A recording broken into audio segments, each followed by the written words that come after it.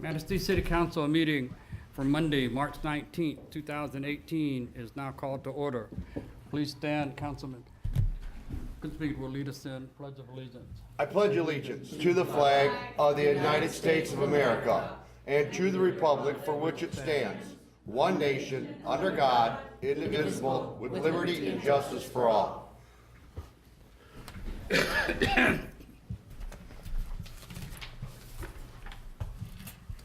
City Clerk, would you please take roll? Councilmember Cooper. Here. Councilmember Beaton. Here. Mayor Pro Tem Zielinski. Here. Councilmember Goodspeed. Made it. Mayor Smith. Here. Councilmember Grabowski. Here. Councilmember Pontiac. Here. City Manager. Here. City Attorney. Here. DPW Director. Here. Planning and Zoning Director. Here. Public Safety Director. Here. City Engineer. Here. Thank you.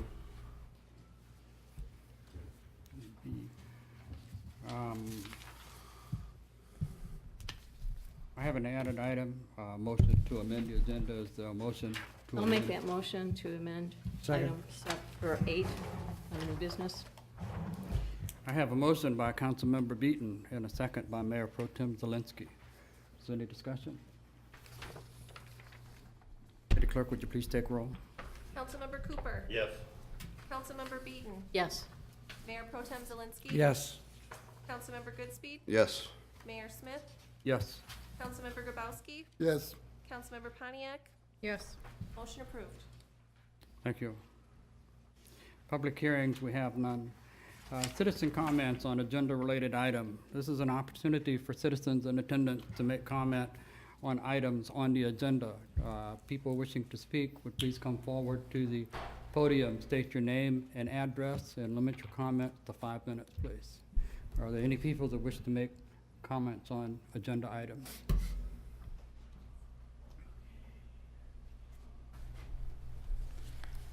Hi, I'm Mary Payne. I live on 531 Broad Avenue here in Manistee. I'm here to speak on behalf of the We the People Action Network of Manistee, along with Linda Albee and Miriam Epskamp. What is the We the People group? Well, in brief, we are a local bipartisan group of citizens working to provide education and information on issues of concern to our local community, including health care, education, and the environment. And we're here tonight to talk with you about one of our most pressing concerns, our environment. We've presented you for your consideration this evening a resolution requesting that the City Council commit to taking steps to reduce greenhouse gas emissions and developing a climate action plan for Manistee. We also request that the Council commit to exploring potential economic benefits and opportunities for our community that arise from the long-term goal of reducing greenhouse gas emissions. Our Lake Michigan coastal neighbors, such as Traverse City, Holland, and Muskegon, just to name a few, already have adopted climate action plans of their own and have committed to doing what they can to join most nations around the world in working to reduce greenhouse gas emissions. But also smaller communities our size, such as maybe Marquette, Grand Haven, Alger County, Northport Village, are on board. Even Beaver Island's part of the Michigan Climate Action Network. They all have an environmental plan. So if nothing is done, the negative environmental impact of climate change will keep growing. Unseasonably warm winters and summer droughts, along with fluctuating temperatures, result in major damage to our state's crops, such as apple, cherry, and corn crops. Warmer weather tend to cause algae blooms and degrade water quality, so important to Manistee. Severe rainstorms can also cause sewers to overflow into our precious lakes and rivers, which can threaten beach safety, water sports, fishing, and drinking water supplies. All of these impact our wonderful town of Manistee. My colleagues Miriam and Linda will talk about additional impacts and opportunities that the adoption of this resolution can bring to our community.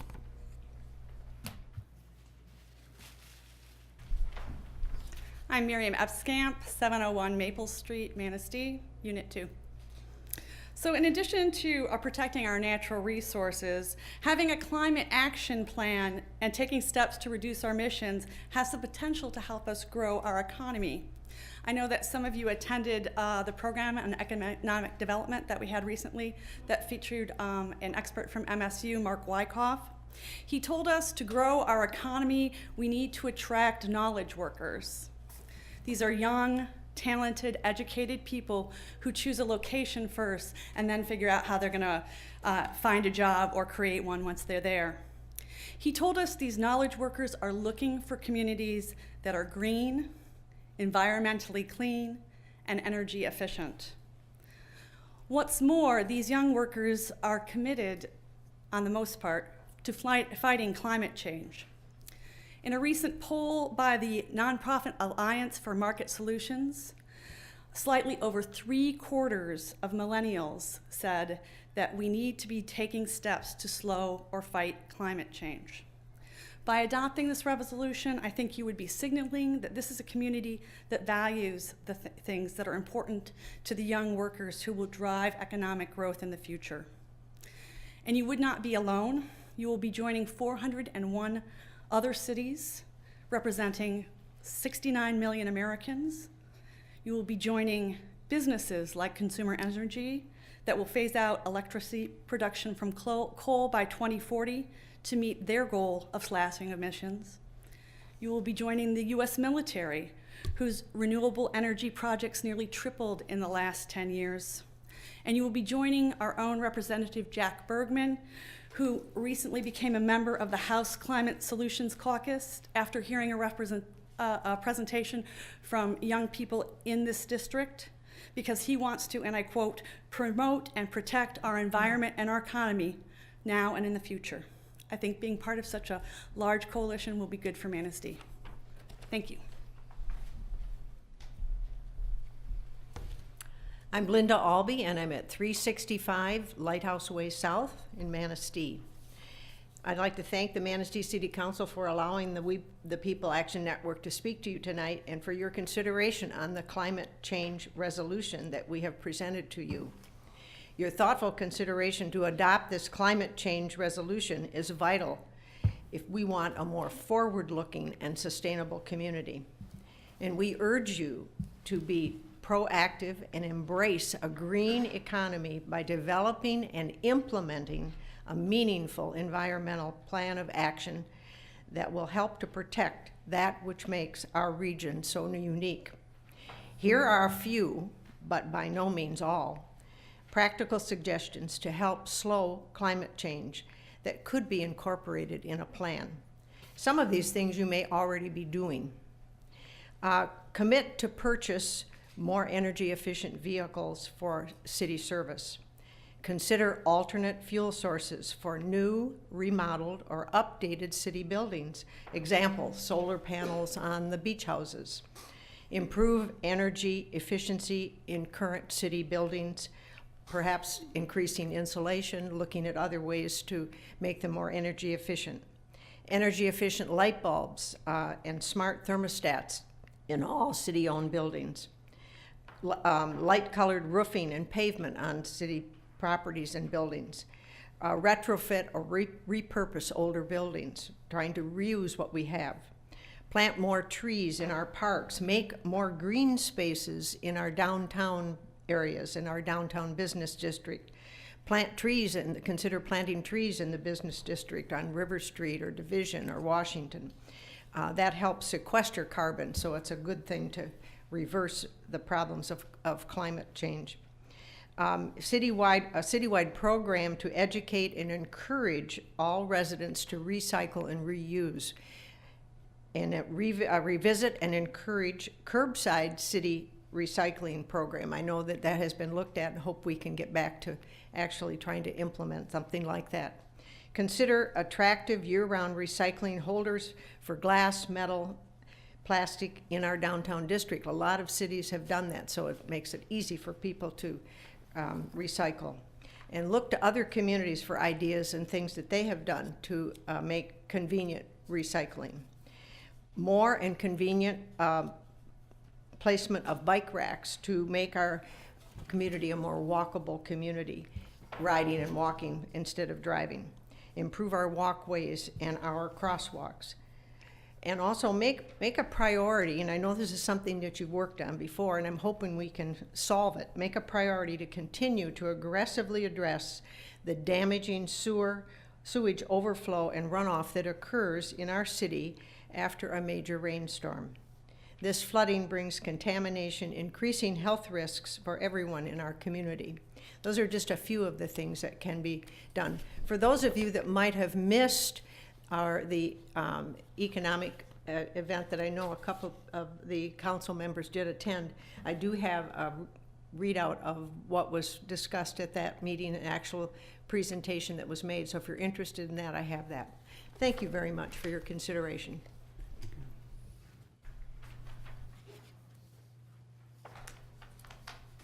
Are there any other citizens that wish to speak to agenda-related items?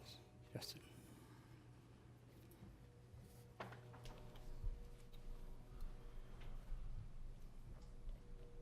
Good evening. Bonjour. I'm Glenn Zaring, a citizen and a taxpayer at 321 5th Street here in Manistee. Pardon me, allergies are already starting to kick in. I just wanted to mention here, as a retired director of a government public affairs office, I'm quite familiar with the appropriateness or inappropriateness of things brought to a governance body. Some things end up on agendas, we're not sure where they came from. Some should be there, some should not. I have a concern with the consideration of the resolution to support the climate agreement, merely in that we're already doing many of the things I believe that were so eloquently laid out for you. We, knowing the city staff and you leaders fairly well, I know you're already paying attention to many of these things. So I'm very proud of that. Is there more we can do? Of course. I know I've had numerous conversations about the recycling issue with some of you. My concern here is that this resolution, and I'm just reading from your agenda, asks you to take a resolution or support a resolution that supports the Paris Climate Agreement and the creation of a climate action plan. This is not supposed to be a partisan political body. And the issue is extremely partisan, whichever side you're on, when you look at the national and international scale.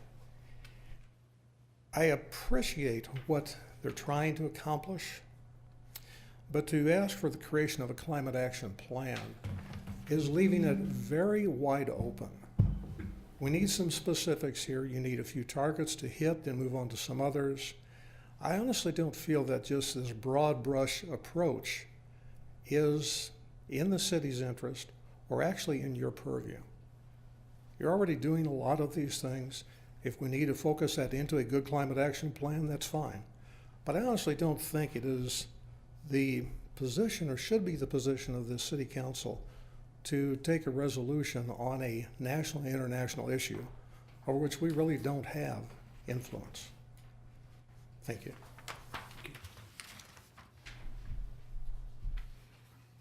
Are there any other citizens that wish to make comments on agenda-related items? If not, we'll move on to the consent agenda. All items marked with an asterisk are on the consent agenda and considered by the city manager to be routine matters. Prior to approval of the consent agenda, any member of council may have an item from the consent agenda removed and taken up during the regular portion of the meeting. Consent agenda items include approval of minutes, payroll, invoices, notification regarding next work session. At this time, council could take action to approve the consent agenda as presented. I'll make that motion. I'll second it. I have a motion by Mayor Pro Tem Zelinski and a second by Councilmember Veet. Any discussion? Please take roll. Councilmember Pontiac. Yes. Councilmember Grabowski. Yes. Mayor Smith. Yes. Councilmember Goodspeed. Yes. Mayor Pro Tem Zelinski. Yes. Councilmember Beaton. Yes. Councilmember Cooper. Yes. Thank you. New business, item A, consideration of the sale of surplus city-owned property parcel 51-764-711-01. In January 2018, bids were noticed for the sale of city-owned surplus property. 5 properties have been deemed surplus property, and bids were received on 2 properties. The properties are sold as is by a quitclaim deed, no tax proration, survey or title work will be included in the sale. The following bids were received. Parcel 51-764-711-01, minimum bid $2,000, 1 bid was received. Lanny Rodzga, bid of $2,020.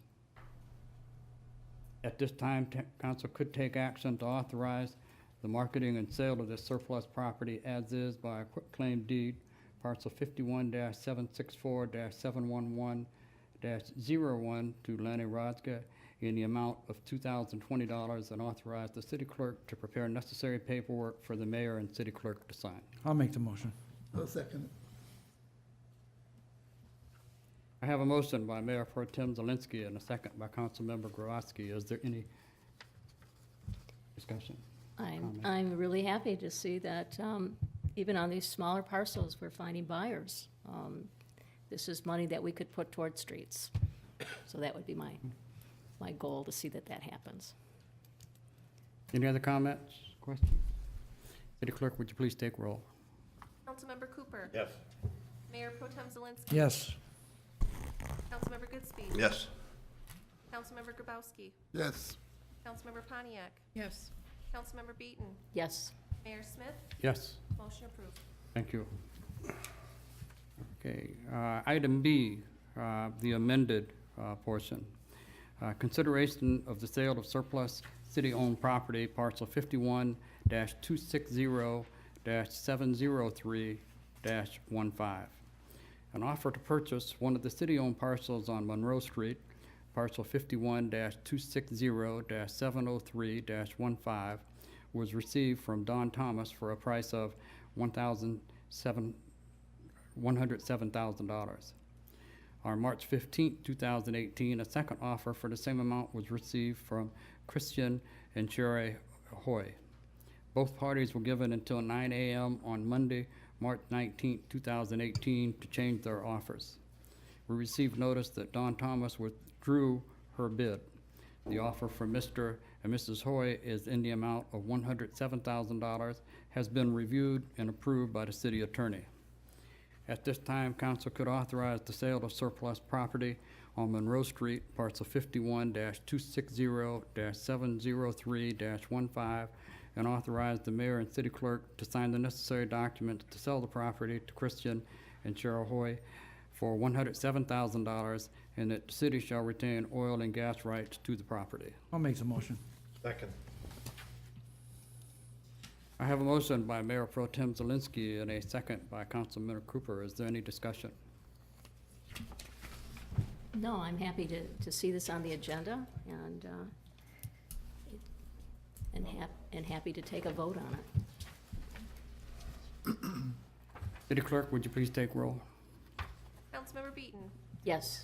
Councilmember Goodspeed. Yes. Councilmember Grabowski. Yes. Councilmember Cooper. Yes. Mayor Pro Tem Zelinski. Yes. Mayor Smith. Yes. Councilmember Pontiac. Yes. Motion approved. Thank you. Consideration of ordinance 18-05, peace disturbances. Ordinance 18-05 is an ordinance to amend chapter 662, peace disturbances, by deleting certain offenses under section 662.01, identified as misdemeanors, adding certain offenses under 662-01, identified as misdemeanors, revising language for offenses under section 662.01, and replacing the former section 662.02 with new language. As an ordinance, 2 separate readings are required.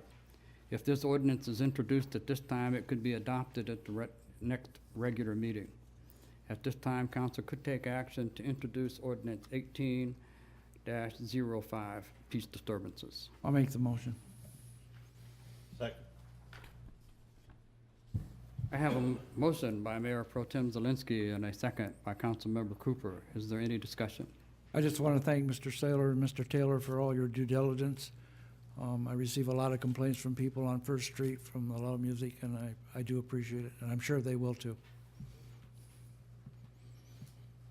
Any other comments, questions? Is this taken during the day too? Is it enforceable for noise during the day? Yes. If it's offensive, there are certain things like construction that has timelines Right. as to when that can take place. But yes, it can be a violation of this if it's during the day. A loud car or loud music, that would be a violation at any time. I have a neighbor that plays his music, his speakers out the window, blaring at all the neighbors. And it's all during the day. That would be a violation. I believe it's 100 feet rule, isn't it? Does that not apply? Yes, there's a distance from where you can hear it. It was either 50 or 100 feet. 100 I think, feet, yeah. that would constitute then a violation. That's the civil infraction portion of the peace disturbance. This is, everything's deemed enforceable under this ordinance. I know we were having difficulties with that before. The concerns expressed before by the court regarding our former ordinance that dated back to the 1960s, yes, this corrects those concerns. Okay. Any other questions or comments? City Clerk, would you please take roll? Councilmember Cooper. Yes. Councilmember Beaton. Yes. Mayor Pro Tem Zelinski. Yes. Councilmember Goodspeed. Yes. Mayor Smith. Yes. Councilmember Grabowski. Yes. Councilmember Pontiac. Yes. Motion approved. Thank you. Item D, consideration of applying for a pilot drinking water infrastructure grant. The state of Michigan is preparing new regulations and requirements for water service lines. Ahead of the rules, the Michigan Department of Environmental Quality has created a pilot grant and offered communities with a successful history or utilizing revolving loans to apply. The pilot drinking water infrastructure grant allows for up to $1 million per community with no match, with no required match. The grant proceeds would be utilized to inventory the city's water service lines, update the water asset management program, and replace existing galvanized service lines. At this time, council could take action to approve the application to the Michigan Department of Environmental Quality for a $1 million pilot drinking water infrastructure grant and authorize the city manager to sign the documents. I'll make that motion. I'll second it. I have a motion by Mayor Pro Tem Zelinski, a second by Councilmember Beaton. Are there any questions or comments? I have a question concerning galvanized piping in private property. Are we going to be replaced, does this grant allow us to replace? To replace on the private property? Yes. The grant actually requires it. So the rules that the state of Michigan are working on right now would require that all the service lines be replaced from the water main to the house completely in order to not have dissimilar metals in the line. Would we receive any, or do we assume any future liability for that line after we replace it? The conversation that we've had with the city attorney is that we would prepare a short one-page agreement that gave us a construction easement to enter the property, replace the line, and then would hold us harmless from future liabilities for replacing that line. We would be back to what our ordinance says now as far as the responsibility for the line, which is the homeowner's responsibility. If I read it correctly, there was a number 200 mentioned. You'd have enough money to do 200 residents? Correct. We would do 3 different types of work. One would be to update the distribution system material inventory. So we would 100% locate all of our services within the city, put them within our GIS system. We would scan all of our index cards that gives us all the information that we have on those services.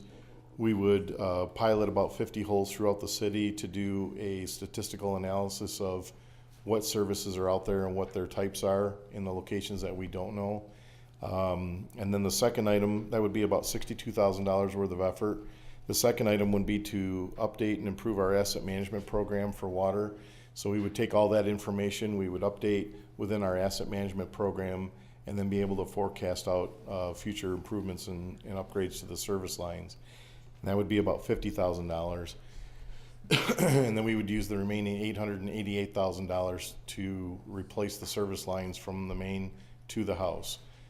Just using a rough estimate at $4,500 each, that gets us about 200 service lines replaced. Assuming there would be more than 200 lines, I'm not trying to put you on the spot, Mr. McCool, I'm just trying to get you. How would you pick who would get the line replaced and who wouldn't? Well, that's a fair question. We've got about 3,600 lines in the city. About 1,800 of those have been upgraded from the main to the curb stop during previous construction projects.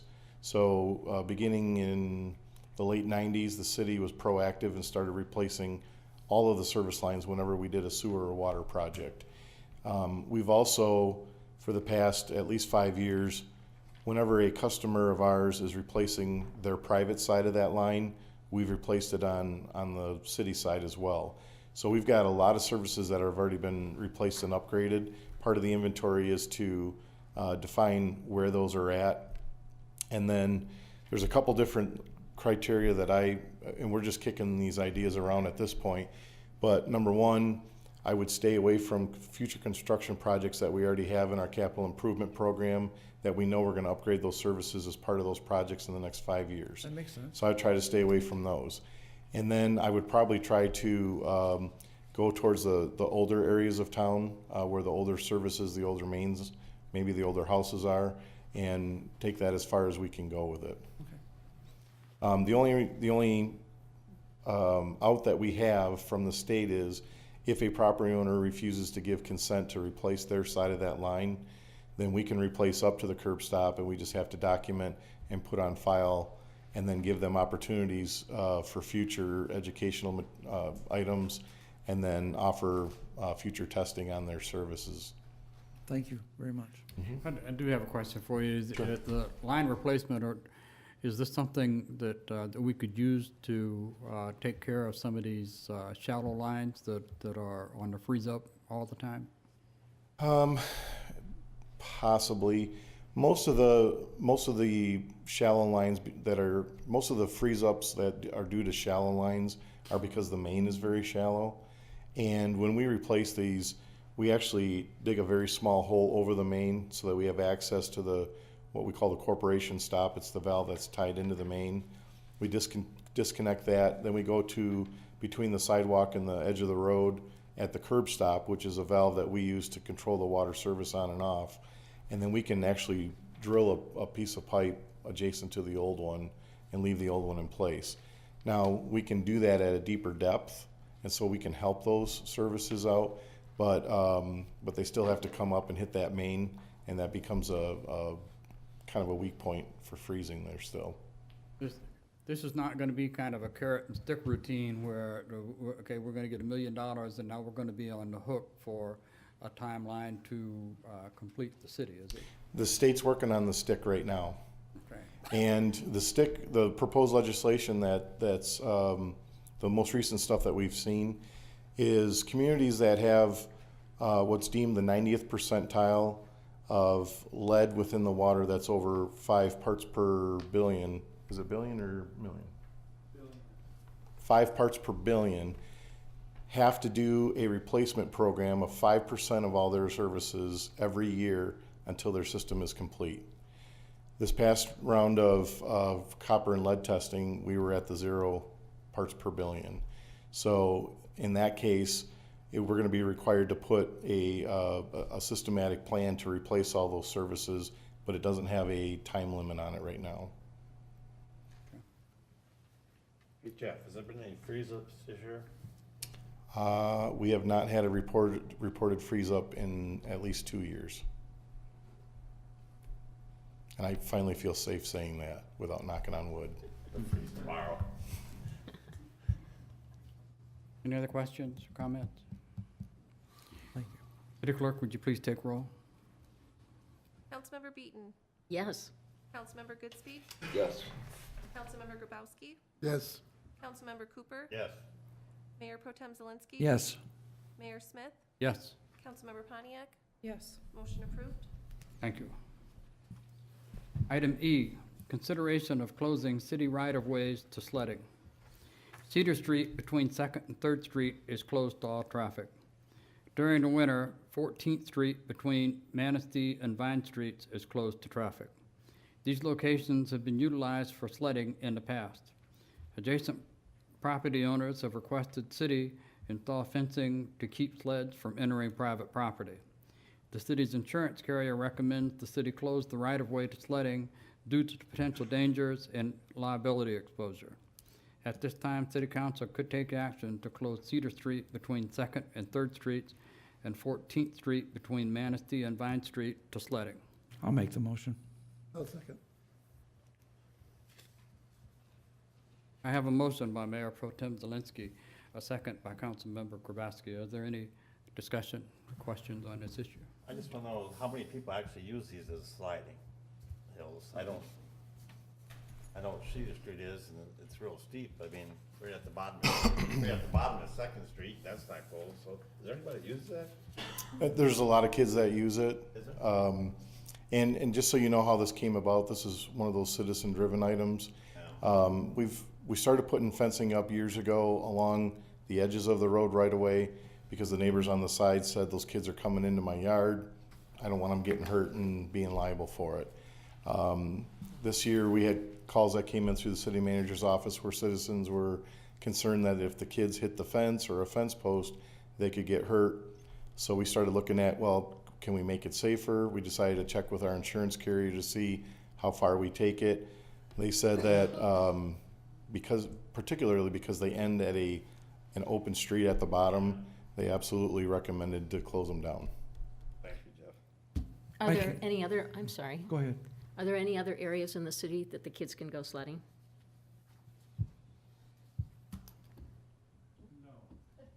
With that in mind, I was gonna make a suggestion that maybe we refer that to the Parks Department to maybe explore Sure. the possibility of finding a place for the kids to sled. My concern is not about liability. We have liability all over the place. I mean, walking out the door is liability.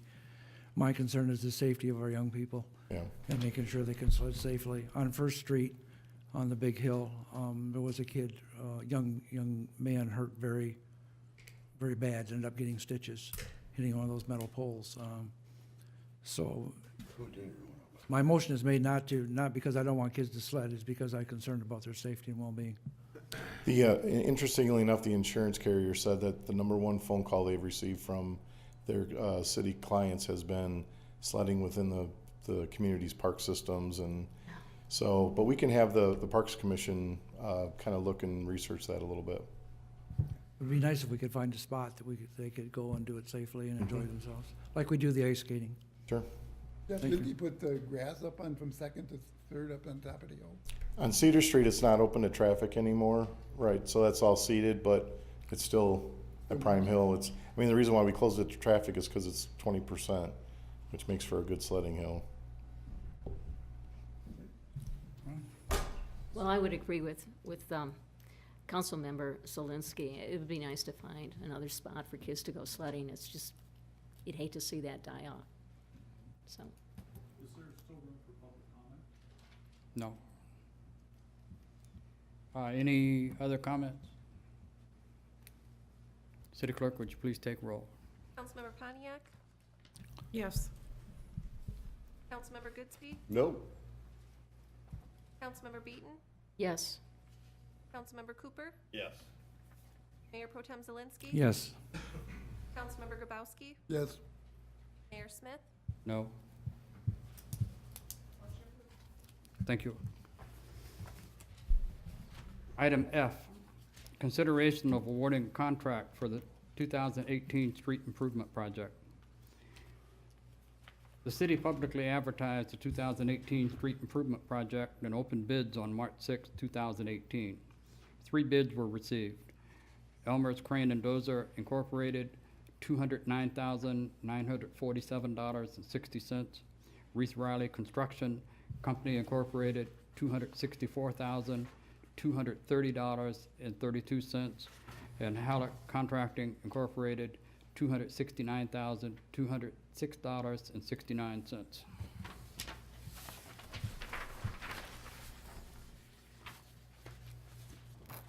Recommendation is to award the low bidder, Elmer Crane and Dozer Incorporated. Contract has been reviewed and approved by the city attorney. At this time, council could take action to award the 2018 street improvement project to Elmer's Crane and Dozer Incorporated in the amount of $209,947.60 and authorize the mayor and city clerk to execute the document. I'll make that motion. Second. I have a motion by Mayor Pro Tem Zelinski and a second by Councilmember Cooper. Is there any discussion? Yes. I would just like if Jeff could speak to what project this is for again. I'll have to refer to my cheat sheet. Okay, There are sections, these are mill and fill projects. okay. So these are straight grinding off a couple inches of asphalt and laying new hot mix asphalt down. There are sections of Birch Street, 7th Street, Lexington Street, Short Street, 6th Avenue, and 9th Street. And it totals just under 1 mile of local streets. And I have a question for you. Is this scalable? Should council during the budgeting process allocate more money for the street project for next year? Or is this based on last year's budget? This is based on the current budget. So if you noticed in my memo, we're about $23,000 below the engineer's estimate or what we had plugged in for this project. So that money will roll into what we plan to pave after July 1st in the next budget cycle. If money was added to that, there's still time, certainly time to add more projects or street segments to that. Any further comments or questions? Jeff, what is the difference between the 2009 and 233? What is the big difference that they can go down to 2009? The engineer's estimate's $233,000. So that's based on what we call MERL. It's a database of projects in Northwest Michigan that averages out prices, unit prices on projects. So the engineers will take those unit prices and populate this, any project, and then flush that through. So it's a engineer's estimate that's based on historic costs. The engineers have also, because we've been doing enough of these projects, have been able to also move those numbers a little bit if they see a trend where some of it's going high, some of it's going low. We purposely bid this during January and February so that the contractors hadn't filled up their schedules yet. So it was kind of a strategic timing for us to get the contractors while they still had openings in their schedule. And apparently Elmer's would do all the work in-house. So they have their own their own crews that would do the base restoration, the milling, as well as the paving. Reese Riley was the second high bidder. They would subcontract a lot of the dirt and earthwork and the milling to Halleck Contracting, and then Halleck Contracting, who's our third, would do all that work as a primary and would sub out their paving to Reese Riley. And so their prices are very close, but higher than the Elmer's bid. Any further questions or comments? City Clerk, would you please take roll? Councilmember Cooper? Yes. Councilmember Beaton? Yes. Mayor Pro Tem Zelinski? Yes. Councilmember Goodspeed? Yes. Mayor Smith? Yes. Councilmember Grabowski? Yes. Councilmember Pontiac? Yes. Motion approved. Thank you. Item G, consideration of mobile food vending, Council Policy 39. The policy has been drafted to provide standards for mobile food vending. The policy has been reviewed by staff, the DDA, and the Park Commission. The policy has been designed to provide standards for mobile food vending on public property. public property in the DDA and private property. At this time, council could adopt Council Policy 39, mobile food vending, and establish the fee for permits to be $250 annually from January 1st through December 31st. I'm gonna make that motion. I'll second it. Yeah. I have a motion by Councilmember Mayor Pro Tem Zelinski, and support by Councilmember Goodspeed. Is there discussion on this? I still have some concerns about food vendors in the DDA and other private property. I just feel like, especially the DDA, I feel like we're putting pressure, we're competing it, allowing them to compete against existing businesses. So, I share Council Member Beaton's concern about that, and as I was reading this afternoon over again and reading the agenda and some of the attachments, I look at this as it's been reviewed by staff, it's been reviewed by the DDA, who represents the downtown district, and also by the Parks Commission. If there was any issues, for the downtown and the business district, the DDA should have weighed in on that and took care of it. That's just my opinion. I've looked at the map. I also had a concern about First Street, Beach, and Fifth Avenue, because now we have vendors in both of those, the same vendor, who are doing a terrific job. Just concerned, that was my concern. Other than that, it's been reviewed and accepted by everybody. I have concerns with the policy, similar to Councilmember Beaton. One, the Memorial Park, Veterans Memorial Park, is directly across from a newly opened establishment, the North Channel Brewing Company. Two, we have a vendor that pays the city a monthly stipend during the summer season to operate at First Street Beach.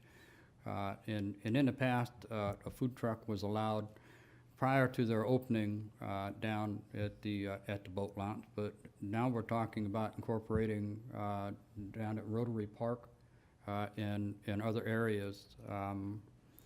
I feel as though we're infringing on the potential profitability. I really like food trucks. You go up to Traverse City, they have a dedicated section in the city that is nothing but food trucks. They have hookups and disposal and all the other facilities.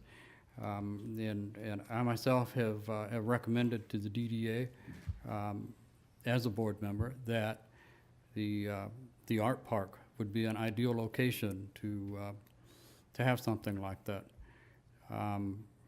Someplace that they could permanently attach to. I guess my other objection is that people buy property in the downtown district, a lot of it in the historic district, go to great expense to rehabilitate that property and put equipment in and hire people and pay taxes. And now they're going to have the competition of the novelty of a food truck downtown.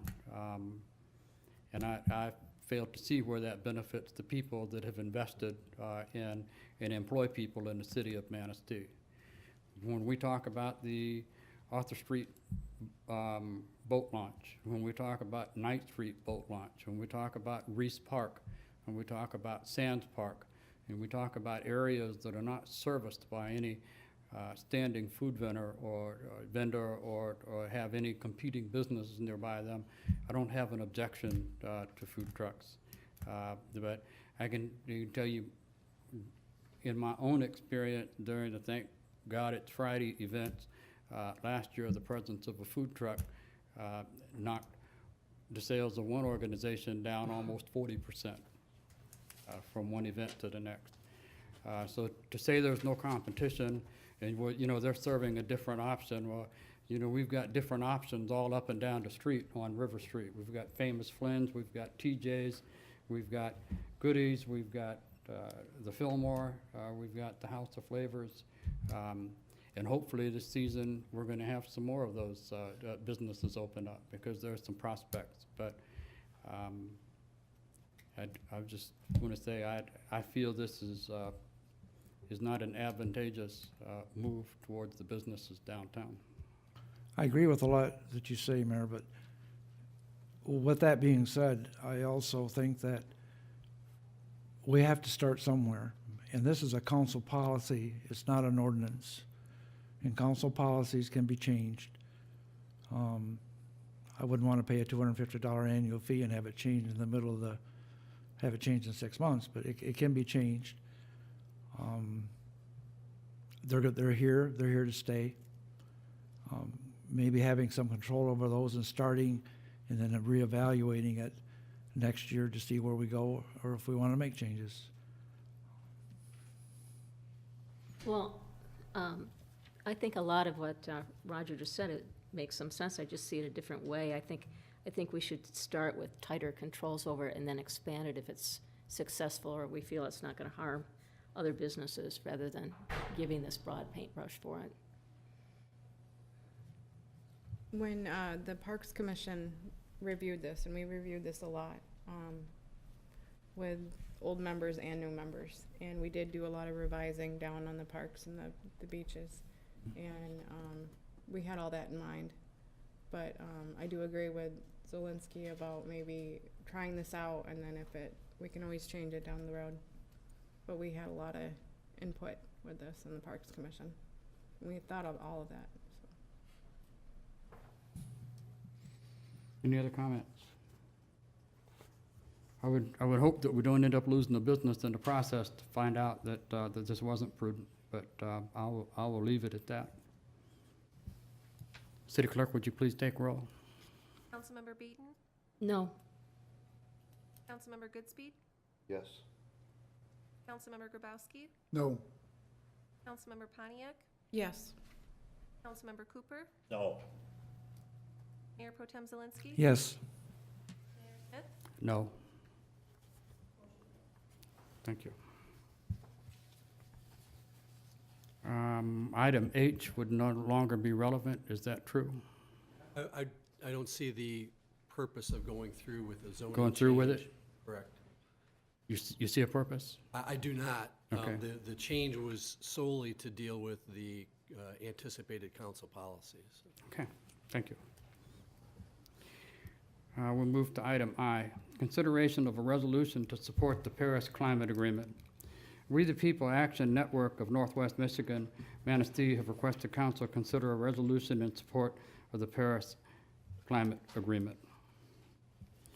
There was a sideline to that. The group requested an opportunity to discuss the issue. I asked them to speak before the issue. We normally don't allow groups to speak while we're in the process of deliberating an issue, and I really don't want to set a precedence on that for time limits. At this time, council could take action on a resolution that supports the Paris Climate Agreement and the creation of a climate action plan.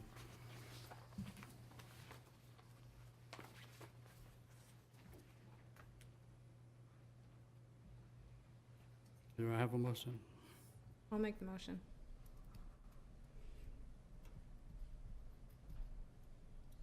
Do I have a second? Please note the motion's failed for lack of support.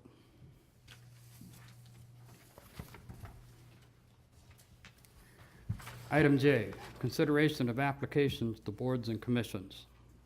The city clerk has taken to act or advertise on the Brownfield Redevelopment Authority, Compensation Commission, Historic District Commission, PEG Commission, and the Zoning Board of Appeals. Mayoral appointments require a motion, a second, and council voted support. Nominations for city council appointments do not require a second. After all nominations are made, council votes on the nominees until one of the nominees receives majority vote. The following applications have been received. An asterisk would indicate an incumbent for that position. Historic District Commission. There are 4 vacancies, 1 term ending 2/28/20, 3 terms ending 2/28/20, 21. Applicants must be city residents. This is a council appointment. We have Richard Albee, 365 Lighthouse Way South, Catherine Zaring, 321 Fifth Street, and Aaron Bennett, 520 4th Street, the incumbent. I would like to name Richard Albee for the term ending 2/28 of 20. A second. Don't need a second on that one. Thank you. Would you please take roll? Councilmember Cooper, Yes. Councilmember Beaton, Yes. Mayor Pro Tem Zelinski. Yes. Councilmember Goodspeed, Yes. Mayor Smith, Yes. Councilmember Grabowski, Yes. Pontiac, Yes. nomination approved. For clarification on that, was that for the 2/28/21? Yes, I'm sorry. Yes, yes. Okay. I'll make a motion. Now nominate Kathleen Zaring for the term ending 2/28/21. A second. Would you please take roll? Councilmember Pontiac, Yes. Councilmember Grabowski, Yes. Mayor Smith, Yes. Councilmember Goodspeed, Yes. Mayor Pro Tem Zelinski, Yes. Councilmember Beaton, Yes. Councilmember Cooper, Yes. nomination approved. I'd like to nominate Aaron Bennett of 524th Street for the term ending 2/28/21. Would you please take roll? Councilmember Cooper, Yes. Mayor Pro Tem Zelinski, Yes. Mayor Smith, Yes. Councilmember Pontiac, Yes. Councilmember Beaton, Yes. Councilmember Goodspeed, Yes. Councilmember Grabowski, Yes. nomination approved. Thank you. Can I ask a question? I meant to say Richard Albee for 21. I clarified it before. Do I need to read I think that's fine. Okay. Councilmember Goodspeed. All right. Thank you. Okay, Zoning Board of Appeals. We have one vacancy of a regular member, term ending 5/31/19, and one vacancy of an alternate member, term ending 5/31/18. This is a mayoral appointment. I would nominate Richard R. Johnson, 464 Fifth Street, as the alternate member. I'll support the mayor's motion. A second. I have support from Mayor Pro Tem Zelinski and a second by Councilmember Grabowski. Any discussion? Would you please take roll? Councilmember Cooper, Yes. Councilmember Beaton, Yes. Mayor Pro Tem Zelinski. Yes. Councilmember Goodspeed, Yes. Mayor Smith, Yes. Councilmember Grabowski, Yes. Councilmember Pontiac, Yes. Thank you. I would nominate Dwayne Jones, 512 4th Street, for the regular member. I'll make that motion. Yeah. I have a motion by Councilmember Beaton and a second by Councilmember Goodspeed. Is there any discussion? Please take roll. Councilmember Cooper, Yes. Mayor Pro Tem Zelinski. Yes. Councilmember Grabowski, Yes. Councilmember Pontiac, Yes. Councilmember Beaton, Yes. Councilmember Goodspeed, Yes. Mayor Smith, Yes. motion approved. Thank you. Mayor, if I could, I would just like to thank all of these people for applying for these boards. We sure do appreciate it, and we appreciate any input we receive from the boards. Notices of communications and announcements. I have one communications that I have received that I will pass on to the other council members. Dear Manistee City Council, it's a thank you from the former controller for the county, Tom Kaminsky, for our resolution acknowledging his service and professionalism. And the Mr. Taylor was at his retirement. The Mayor Pro Tem Zelinski and Councilmember Pontiac were with me, and we read the resolution at his retirement, and he very much appreciated that. Sent us a nice note, so everybody could take a look at that. A report from the Housing Commission. A regular part of each council meeting is a report from a cooperating agency, organization, or department. At this time, Mr. Clinton Kevin Corpus will report on the activities of the Housing Commission and respond to any questions council may have for their activities. Good evening. Good evening. I provided my full report, which is up there also, to everyone prior to the meeting, and so I'm not going to bore you like some of my college professors and just read everything that I have printed, but there are a few things I'd like to highlight for you. Last year at this time, you may recall that we were in the process of transitioning Century Terrace and Harborview from the HUD designation of general population, that is anyone who is eligible for the HUD terms of public housing had to be housed in those buildings, to 55 and older and disabled. And I'm pleased to report that the transition in both buildings, particularly in Century Terrace, has been going quite well. You can see in our charts here that the percentage of heads of households that are 55 and older, they've increased by 11% over the time frame of last year to this year. And also that the disabled households have increased by 7% over the time frame. Now, I can't really give clear numbers that separate out how many of those who are disabled are also 55 and older, because we're only allowed to track disabled and not put anything in for age because of discrimination.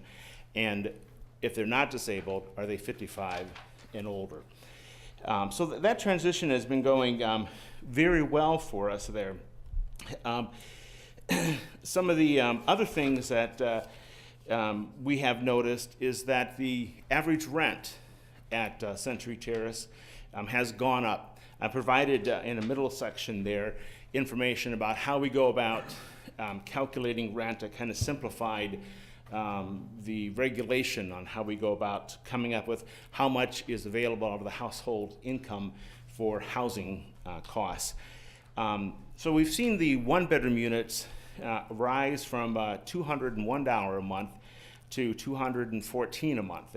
Recall that rent is not determined by bedroom size, but solely upon the income of the household and all members who have an income within that household. The interesting thing is that with the 2 bedrooms, it's gone down. And I'm suspecting that most likely more of the folks who are in the 2 bedrooms tend to be disabled households or have a member who is disabled, and they have higher costs for their living costs that then reduce their available housing funds that they have available. The greatest challenge that we faced this past year in the transition has been the public perception of Century Terrace. During the time that we were designated general population, the property became pretty well known as being unsafe, and you don't want to be there. But as the resident population of the property has transitioned back to 55 and older and disabled, we have noted a decrease in crime. We've noted a decrease in the issues among residents, and we hear those by complaints that are driven to our office, and also by the police presence. More often than not, when there's police vehicles, they end up getting there first before EMS arrives. And so what we see happening there is going back to when I first arrived here in 2005, the ambulance arrives more often, fire trucks come to assist with the ambulance, crime has been decreasing. Most importantly though, we've heard comments, positive comments from people who have lived in Century Terrace for quite a while, some of our new residents who've moved in, that are affirming the change and are eager to get the perception out there that this is a good place to live, and they're happy to live there. And I'm pleased to report that. When you hear that coming from the residents, unsolicited, when they're telling our staff members that's a positive for us. Harborview Apartments, even during the years of being a general population, remained more so than not as 55 and older and disabled because of the long-term residents that we had in that building. Yet we have seen an increase because we did towards the end of couple years here ago brought in more general population, but there's been an increase of about 6% of folks that are living in Harborview who qualify as elderly, and also a 6%, let's see here, and a corresponding decrease of 6% for those who are not elderly. Excuse me. We don't anticipate that either building will ever become 100% quote unquote senior. That's because they're always disabled, 55 and older. Disabled folks can be of any age, and they qualify for that. And you can't really separate out with HUD. You can't get 55 and older without getting the disabled designation. The charts there kind of show you what's going on with the population changes. The rent, you can see also there's been a fairly similar situation with rent at Harborview, except there's been a bit of a decrease coming in on the 1 bedrooms and a significant decrease on the 2 bedrooms. I have in there information that shows you how we calculate out the total housing cost for the family. That is the rent that comes from the earlier formula I shared, then minus their utility allowance. That is, they pay us less, so they have those funds, so that no more of their housing funds are used than 30% of the total adjusted gross income. So I've put that formula out there to give you an idea of how that works. And I know if you're not familiar with it, it could be, some questions and stuff. And I encourage you, if you'd, like some more examples and to hear more about that, to give me a phone call, drop me an email, and try to provide some clarification for you. Our scattered sites, our family units, continue as the general population. And the general population is like the broadest designation available. We have folks that are seniors that live out in our family units. We have single parents. We have couples with children. We have couples without children. Anything that reflects the general population of a family constellation, you'll find that in our family units. And it's remained pretty stable out there. We have 84% of our folks living in the family units who are not elderly. And we very rarely have a vacancy, and when we do have a vacancy, we have a very long waiting list for the family units, and it fills up, rather quickly. And unlike the 2 high-rises here on the river, our units at the family sites, majority of the folks out there are raising children. 60% of the households have children that they are raising. The last thing I just wanted to spend a moment highlighting is some of the potential challenges that are facing not just our public housing authority, but public housing across the nation. The president's draft budget suggests that $1.1 billion be taken out of operating. Operating budget for public housing authorities is critical. Operating budget is the support that's intended to make up the difference between what it takes to operate a particular unit and what the household is required to pay. It's always less than what it takes to operate the unit. And very rarely do we receive the level of funding that even meets the actual amount of what it takes to operate a unit. The new budget for 2019 is proposing removing $1.1 billion, which will even take more out of the operating budgets of public housing authorities, reducing the services, reducing its abilities to operate, reducing its abilities to maintain its facilities. Even more troubling is the proposal to eliminate the capital fund program.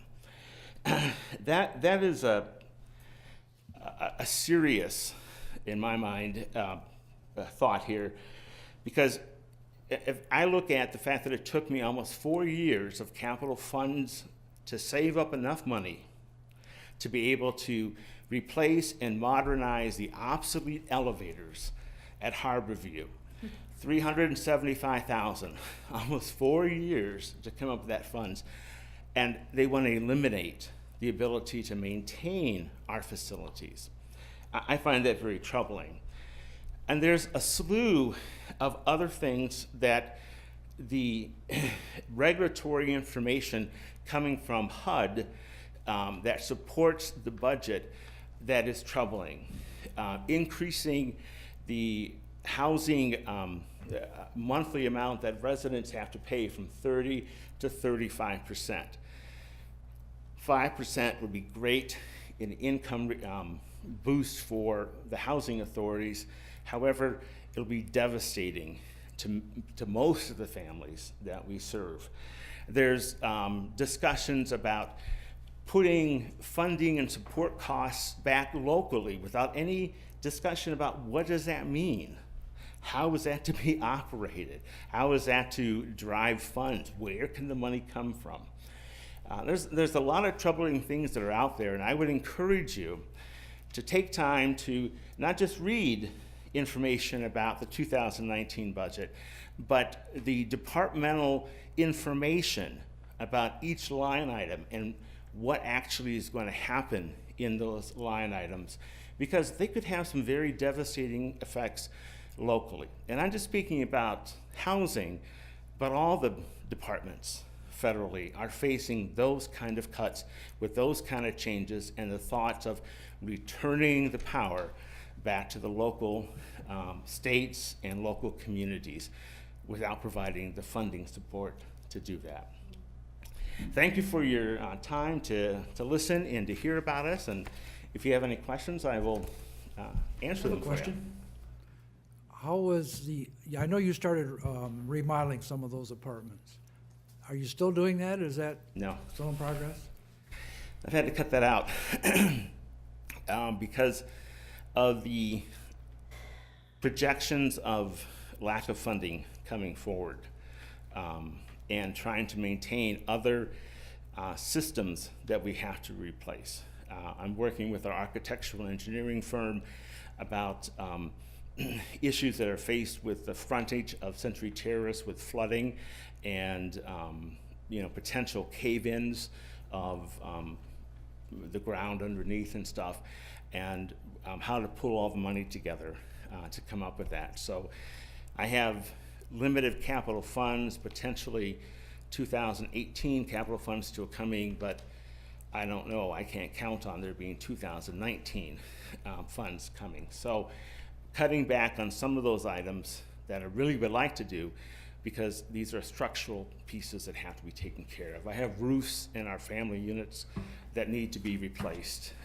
The maintenance garage is in a terrible shape that needs to be taken care of. I have a long list of items, and so I'm trying to funnel money back to those background issues that we have to take care of to maintain our systems. You mentioned potential flooding. Could you elaborate on that a little bit? The building has been flooded, Century Terrace. From just runoff water or? Runoff water, snow water, storm water, comes right down 6th Avenue, and it hits right on the corner there, Daniel and 6th, and sometimes it flows right down into our front, door, and down the hallway into our elevator pit and floods the first floor. I've seen my entire sub-basement at Century Terrace, where all the main electrical stuff comes in, probably about 5.5, 6 feet deep in water. We have flood insurance, so that helps greatly, but it's difficult to continue to have that happening. Yeah. And so we're looking at what we can do to create environmental water control of the water flow that's happening on the property. Is there a sewer right by there? Sewer by that could... My engineer happens to be here, and so I'm going to let him speak more to it.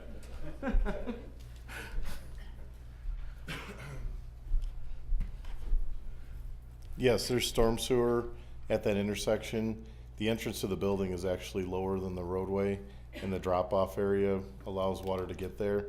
There's catch basins that were put there appropriately, but unfortunately, the downstream pipe where it eventually goes into the river is only a 12-inch pipe. So when there's a lot of water, that pipe gets overwhelmed and it tends to back it up. We've worked with the Housing Commission for probably 6-8 years, trying to find some grant money to help fix that as well. Can we put a bigger pipe in there? It needs a bigger pipe. Yep. Hey, are you able to leverage any state fund? I know you're funded by HUD, federal. Are you able to leverage any state funding or programs such as, 5CAP does, the home weatherization and stuff, and it's mostly owner-occupied dwellings, but they also do rental units, and it's an income-based thing, and there are other grants and things out there. Or are you pretty much limited to the stream that you have? We are able to tap into some state funding. There was funding that was available when we tore down the old plating factory that helped us eliminate the hazardous materials that were there and to fully cap the area. So we can tap into items like that. The 5CAP funds, though, we're prohibited from tapping into because ultimately the funding stream goes back to HUD, where it comes from. And so if the ultimate funding stream, it comes from our original funding stream, we're not allowed to double dip. So we can't do that. But balance of state funds that come forward or special grant funds that come forward to the state level, we're able to do that. Unfortunately, there's very few that come down and they're very hard to get. We were very fortunate that when that money became available from the MDEQ and others to take care of those environmental issues, that Senator Boer was aware of our need, and he made it a priority to be sure that our grant application was looked at and discussed, and we were awarded that. He made sure that I think it was like 5 or 10 out-state local governments were able to receive some of that funding instead of it all being on the southern eastern side of the state. Clinton, I want to thank you for responding to my email that I sent about this displaced families out of Lakeview Apartments. I'm hoping that you can help a few of them. Yes, and I forwarded it to Lindsay, and she's making outreach to the complex, but hopefully be able to get information about the families so we can make direct, to them and help them out, as soon as we can. That would be great. Yeah, Thanks. it's scary. Well, we appreciate the transition and what you've done to make it a more vibrant community over there for the seniors. I know we've discussed the issues in the past. I'm glad to see a lot of those issues have settled down. The calls for service for law enforcement have dropped off. Thank you very much. Welcome. Thank you very much for your support. Appreciate it. I want to express my thank you personally for when I call you, you talk to me, you respond to me, you give me answers, and I'm able to answer people who have questions, and I do appreciate that. You're welcome. Thank you. Well, Clint, last year I was out in the audience like everybody else, and I remember you talking about the apartments that you were refurnishing, and what are we doing with those apartments now? It's still my goal to be able to do that, but because of the financial horizon that appears, from all the indicators, I had to be quite bleak, and the major system facility issues that we have facing us, I've pulled those funds in to use them on major systems like roof replacements that we have. I have roughly about 20 roofs that I have to replace in our homes. They have this year, for some reason, we didn't have to replace any furnaces or boilers in our family units, which was a miracle. But I have about $4,000 or $5,000 in repair that needs to go out there, from our inspections. So I'm trying to put funds into those major systems, the front end of Century Terrace, as we discussed. But I have a backlog of things too. The Harborview is desperately in need of tuck pointing. It's well overdue to have that taken care of. And there just hasn't been the funds to put that together to get it done. The front entrance of Harborview, our engineering firms looked at it, it's safe and everything, but it's rusty and it doesn't look safe, you know. And when you see the amount of snow that can accumulate on top of that, you know, I worry. And I'd like to get that taken care of. So it's those kind of system things that take a fair amount of funds, that if capital funds is taken away, I have no idea how they'll be taken care of. And so I'm trying to draw operating funds as available, which is where we're taking the upgrades of the units into dealing with some of these system issues. Are you able to put anything into like the revenue sharing or anything, a request?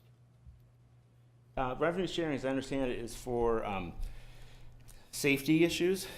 And we have, in fact, our security camera systems that we have at Century Terrace and Harborview were originally funded through a grant that Dave Bachman wrote through revenue sharing, and the council supported for us to receive. But the things that we have right now don't qualify under the, from what I see, as the revenue sharing eligibility. Any other questions or comments? Thank you very much, Glenn. Thank you. This takes us to item 10, concerns and comments. This is citizen comment. This is an opportunity for citizens to comment on municipal services, activities, or area of city involvement. Citizens in attendance should be recognized by the mayor for comment limited to 5 minutes. Letters submitted to council will not be publicly read. Are there any citizens that wish to make comment? Yes, sir. I'm Dick Albee from 365 Lighthouse Landing in Manistee. And I just wanted to let the city council know how very disappointed I am in each one of you that we could not get a resolution passed to look at an environmental plan for the city of Manistee. I couldn't disagree with Mr. Zering more that the Paris Climate Agreement is not a political tool. It's a plan that's been adopted by 196 countries in this world, and also by the majority of corporations and large corporations in Manistee County. I think we're only going to get new people into Manistee if we are interested and show our interest in keeping our environment. And without a plan, I don't think we can do that. So I hope it's not the Paris environmental plan that was keeping you from even making a motion. It's really an environmental plan that we're requesting you to come up with for the city of Manistee. Our biggest asset is our trees, our water, and our environment. And we have to have a plan to maintain that. And I think that's your responsibility to come up with one. Thank you. Are there any other citizens that wish to make comment?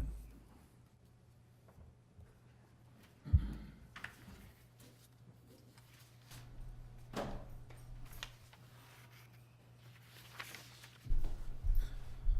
there's an AD here. Pardon me, distracted. My name is David Hunt. I reside at 701 South Maple Street, unit number 2 here in Manistee. 2 comments. One is I'm really surprised that science has become politicized even in Manistee. I have lived here for 8 years now, coming up on 9 on April 16th. I have found this community extremely open. It has done a lot of very progressive, very forward-thinking, just an incredibly beautiful town. You have an incredible amount of public beach. You have a lot of publicly focused agendas, and you have spent a lot of hard work, every one of you. I want to recognize you for that. But to politicize science, to me, is just absolutely unfathomable at this point. The second point I want to ask you is, if we don't do something now, if we're not going to do it, who's going to do it? And if we don't do it now, when is it going to be done? So if not now, when? If not us, who? At the very least, please reconsider and at least develop a committee to examine something over the next 6 months to a year, because the amount of discussion and the amount of consideration by this board, by the city council tonight is almost embarrassing. We have a substantial number of people in this town with long-term considerations. You can look everywhere in the Great Lakes, on the oceans, throughout the world. We will be affected. There's no doubt about it, okay? No one is suggesting that the UN be invited in to manage our environmental plans or policies, but we certainly can do a small part by ourselves to not only enhance worldwide what we're going to all have to do eventually, but at the very least, do our part for our citizens here in Manistee. I thank you for your time, and I look forward to you reconsidering this issue in the future sometime. Thank you very much. Thank you. Are there any other citizens that wish to comment? We'll go on to officials and staff. City manager. There's two things. I just want to follow up to two questions posed by council at the end of the last work session when we were discussing provisioning centers. And one was, if the city did entertain the idea of a provisioning center, could we limit those to products without THC? I checked with the state's licensing and regulatory agency today, and they said we can. So that was interesting to discover.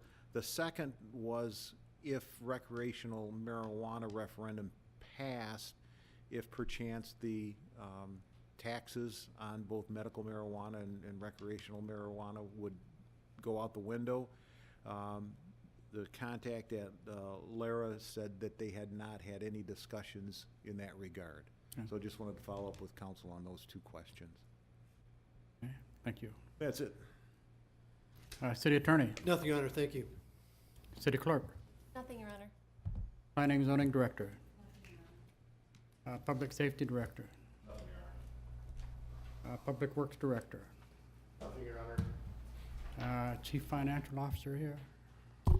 He's home, not feeling well. Okay. City engineer. Nothing, Your Honor. Nothing, Your Honor. I have a few things that I'd like to say. Number one is, I just want to recognize the city staff, the DPW department for this $1 million grant that we're going to get. That wasn't just a lottery draw. That was, you had to apply for it and you had to meet certain standards to get it. And that just speaks to how we care about our environmental issues here. The other thing I want to mention is we are doing our very, very best. I know people complain about the CSO overflows, and we are meeting our timelines. I've always been impressed with the number of hours council has spent reviewing the plans that Spicer has brought forward. We do care about water quality in the city of Manistee a great deal, and I hope that we get, a nod from other people now and again because of that. I also want to, my favorite topic, remind city staff that, wow, we have $109,020. $109,020 that we can put toward repairing local streets, which I'm hoping to see in the budget. I would like to make a couple comments about our water quality and about our environmental, how we treat environmental issues in the city of Manistee. I've been on a number of boards and commissions, and there are always three things, and right down to the playground down at First Street.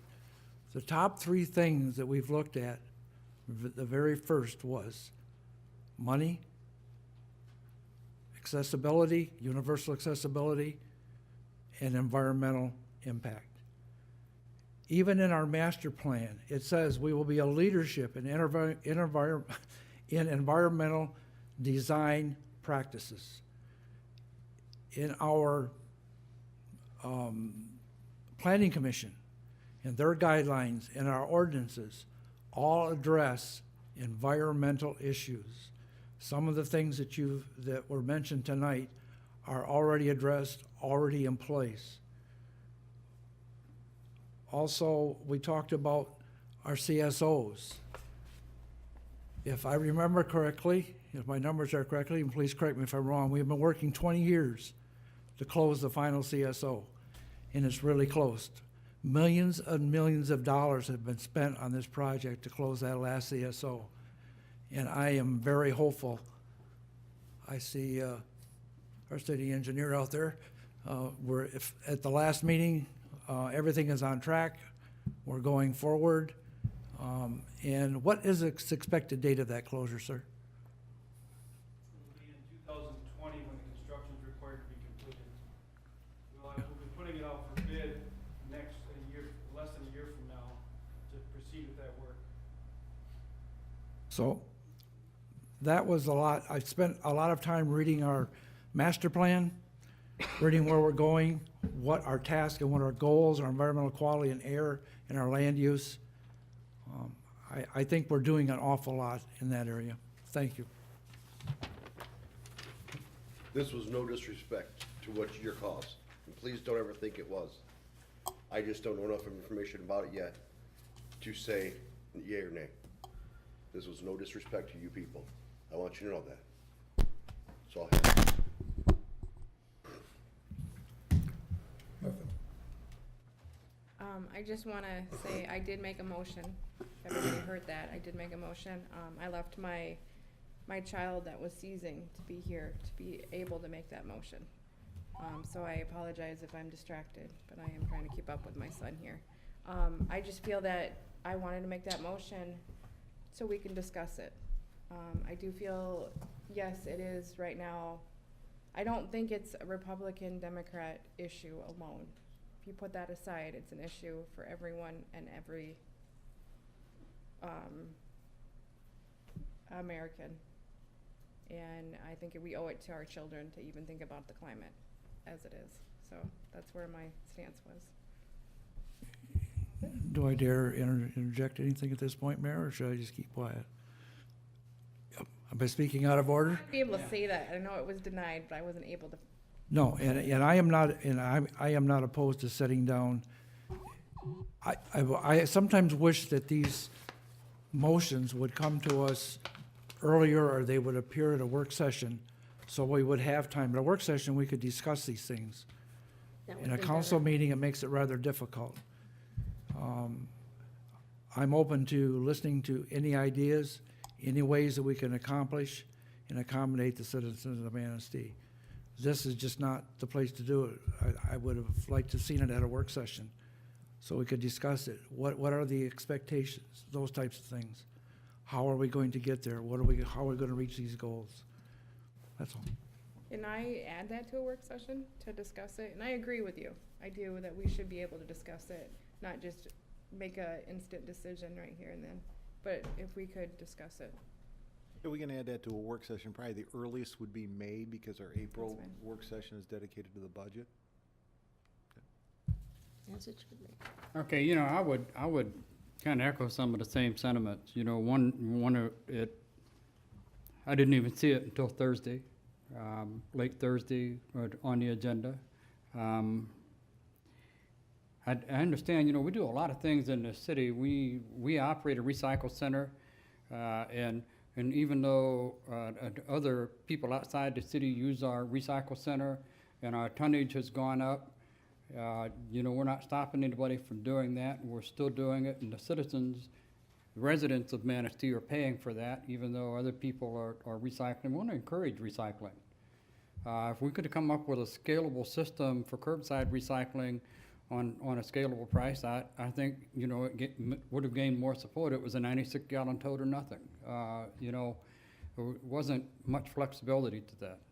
that, as Councilmember Pontiac says, you know, this city council is not Republican, it's not Democrat, it's not like other city councils and larger forms of government where you run for a political party. We're nonpartisan. We're elected under a nonpartisan platform. I got some pretty instant feedback when Paris Climate Accord was thrown on the agenda. Some people reacting very negatively to that term. And be quite honest, without that in there, is the city and is the council, are the residents interested in doing things that are progressive and moving forward? I'd say without a doubt, that's it. Jeff, how big is our compost area south of town? Is that? On 40 acres of property. On 40 acres of property.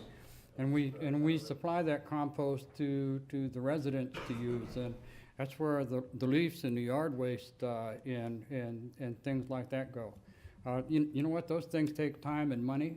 They take resources away from other things. You know, everything competes with everything else. As Clinton was talking about his housing. You know, what am I going to do if I lose all this money for refurbishing the housing and for the operating cost? You know, those are things that we have to balance each and every day here in the city council. I would fully support Councilmember Pontiac and Mayor Pro Tem Zielinski. You know, a work session once we get through the budget and sit down and talk. You know, what kind of things do we want to work towards? What kind of goals? Maybe even come up with an ad hoc committee to put something together like we've done in the past for streets and stuff. Would be an enviable thing to do and allow us to be very thoughtful and include some other players in the process. This city's got 180 acres of parks to maintain. We've got a lot of green space. We've got work we need to do on the Riverwalk because of erosion and the aging of the infrastructure and stuff like that. So I would hope you don't think that we're unaware of the things that are going on around us, so that we are insensitive to the needs of the community. I think every member sitting up here has an understanding and desire to perform. Sometimes things come before you, and when we're talking about a council meeting versus a work session, this is a time for us to take action on agenda items and get a report from an agency. You come into a work session, people will probably tell you, the city manager tell you, I let people go too far sometimes. I let people have their voice. I let people get their issues out there in front of us. I just ask that we all respect each other and work together to a common goal. With that, I'll take a motion to adjourn. I'll make it. Second.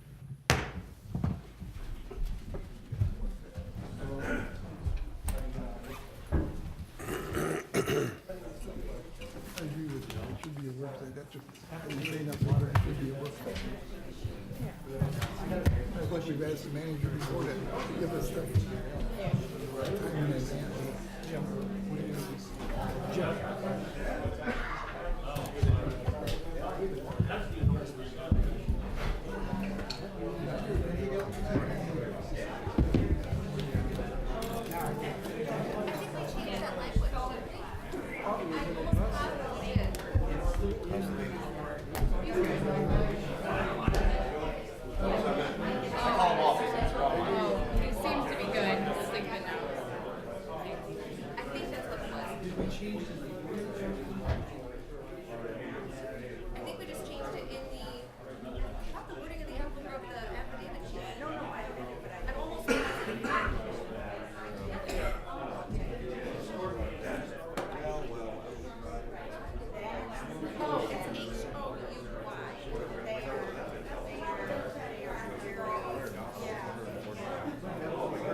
Yeah.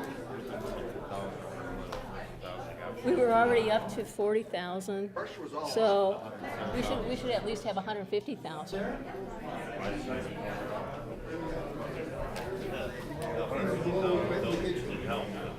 It wasn't quite as bad as some people say that well, they're. you can't sneer at it now. The mom's trips, you know what? It wasn't quite that, but. Well, if he gets more money out of oil and gas, yeah, Oh, yeah. they'll sell some more. I've seen him blow up kitchen, boy, when those suckers blow.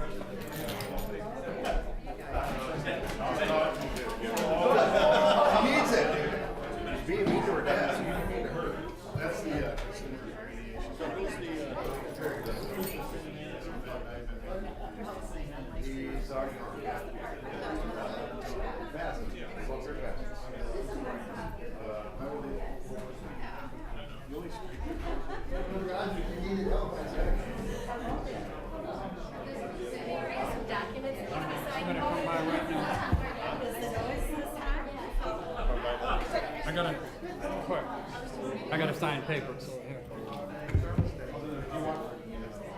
I gotta. Where are you going? I'm going to take Grandma home and then I go right home. Then you're going home? Yeah. Okay. You gonna drop by? Your house? Yeah. Tonight? You got beer or something? No. I just. Yeah, I'm gonna run by and pick you up in the morning. 4 o'clock? Okay. That's all I need to know. I'm going out to, Sally's taking me out to the hospital. Now, you need to get that looked at. That's beyond adjusting everything. It's fine.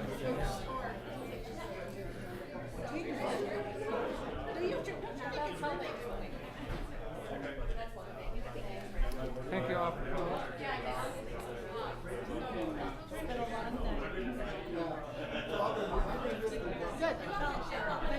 Thank you.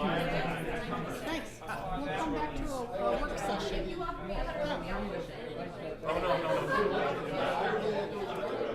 Oh, that's Exactly. The whole point is the same. We are a green community. We want to announce it. And here's what we're doing.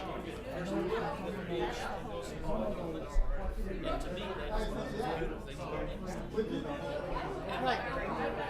Right. And we can do that too. Yeah. I do my due diligence. We know you do your homework. Unfortunately, I feel like if it is triggered, response says, wait, that isn't because it got cut off, doesn't mean it there's a potential there.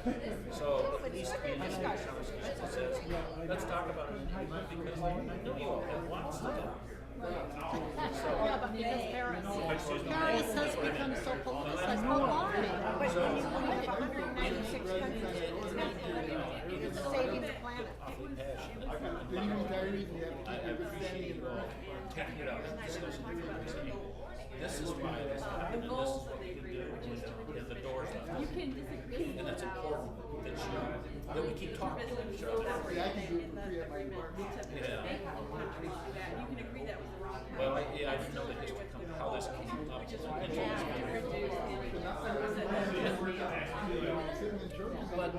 But as rookies, you know, when we enter the process, it takes, you know, pros like you, don't take that wrong. The experienced pros that says the process works better because we have so much workload and we have so many priorities that we want to get to first. We just have to fit them in at a time where it works. So I appreciate you all taking the time, especially Mayor Smith, to explain all that to us.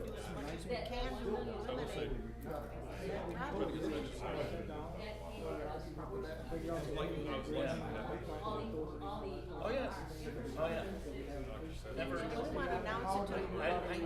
I think we're doing quite well as a city.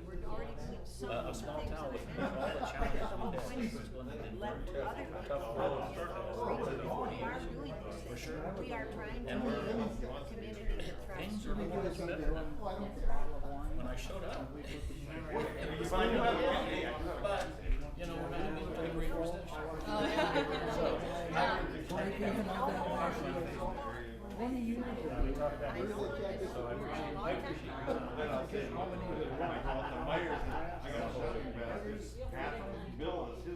I will.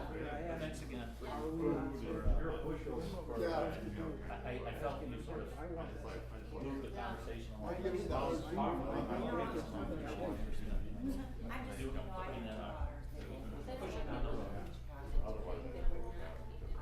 Right. The opportunities seem very good. Because we just very little conversation and then not even a second, so we just thought, oh, you can see this side of the room. And this side of the room, I didn't and that part was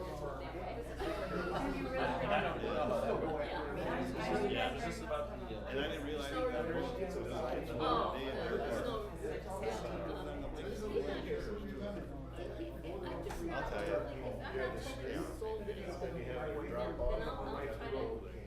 I'll say something and then, and if I feel strong enough that. What was surprised me that not one single council member said anything. Nothing, they didn't say yes, nothing. That's a shock. No. But I'm committed. I just didn't imagine not always easy to predict. Sometimes it's worth taking a leap of faith. We want to give the rest of the community and sit forward if we want to have a good, solid economy. The environment's part of it. If you need anything else,